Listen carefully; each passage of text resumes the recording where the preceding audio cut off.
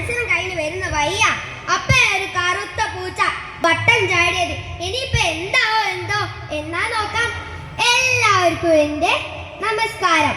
ദാ കണ്ടില്ലേ, അന്ധവിശ്വാസങ്ങളുടെയും അനാചാരങ്ങളുടെയും നടുവിലാണ് നമ്മളിലേറെയും പേർ. ഈ അന്ധവിശ്വാസങ്ങളുടെ പേരിൽ എന്തെല്ലാം ക്രൂര കൃത്യങ്ങളാണ് ഇവിടെ ആളുകൾ കാട്ടിക്കൂട്ടുന്നത്. അത്തരം ഒരു വീട്ടിലെ കാഴ്ചകളിലേക്കാണ് ഞാൻ നിങ്ങളെ കൂട്ടിക്കൊണ്ടു പോകുന്നത്. വരൂ. ഞാൻ നിന്നോട് എത്ര തവണ പറഞ്ഞതാ ഇദ്ദേഹം ഒരു മഹാസിദ്ധനാണെന്ന്. അപ്പോൾ നീ കേട്ടില്ലല്ലോ. ഇദ്ദേഹം നമ്മൾ ആഗ്രഹിക്കുന്നതെല്ലാം നമുക്ക് നൽകും. കാറ്, വീട്, സ്വത്ത്. അതെ, ശരിയാ ചേട്ടാ.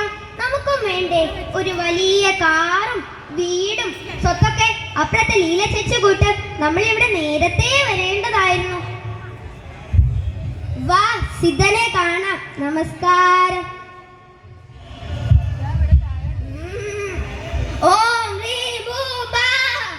ഞാൻ പറഞ്ഞല്ല, നീ ഇവിടെ പറഞ്ഞ് മനസ്സിലാക്കിയല്ലേ?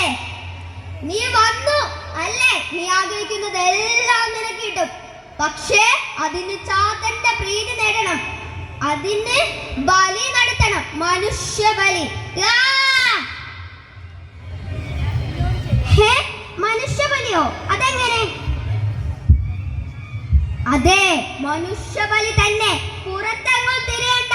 നിന്റെ വീട്ടിൽ തന്നെ അമാവാസിയിൽ പിറന്നൊരു സന്തതിയിലെ അവരെയാണ് ചാത്തന് കൊടുക്കേണ്ടത്.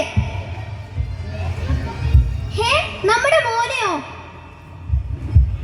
എടി മണ്ടി, സിദ്ധൻ പറഞ്ഞില്ലേ അവന് പുനർജന്മം കിട്ടുമെന്ന്. പിന്നെ നിനക്ക് എന്താ?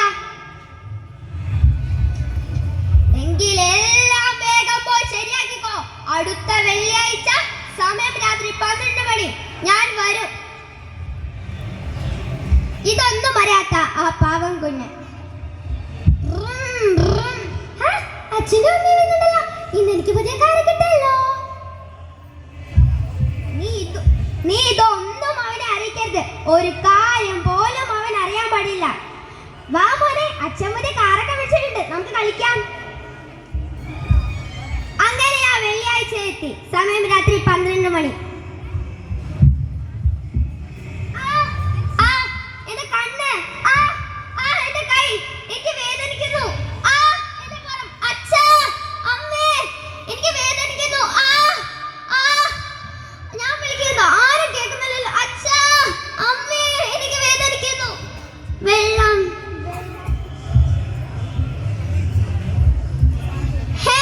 കുഞ്ഞിന്റെ അലർച്ചയാണല്ലോ കേട്ടത്. നോക്കാം.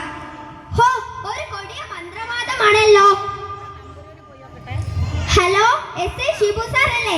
സാറേ, ഇതാ ഇവിടെ 3-ാം വളവില് ഒരു വീട്ടിൽ കൊടിയ മന്ത്രവാദം നടക്കുന്നുണ്ട്. സാർ വേഗം വാ, നമുക്ക് കുഞ്ഞിനെ രക്ഷിക്കാം. എവിടെ എവിടെ എവിടെ? സാറേ, ദോ കാണുന്ന വീട്ടിലാ. നടക്കണ നിന്റെ മന്ത്രവാദം. ശരിയാക്കി തരാം. നിങ്ങൾ ഈ കുഞ്ഞിന് ജന്മം നൽകിയ അമ്മയല്ലേ? നിങ്ങളും ഇതിന് കൂട്ടുനിന്നല്ലേ?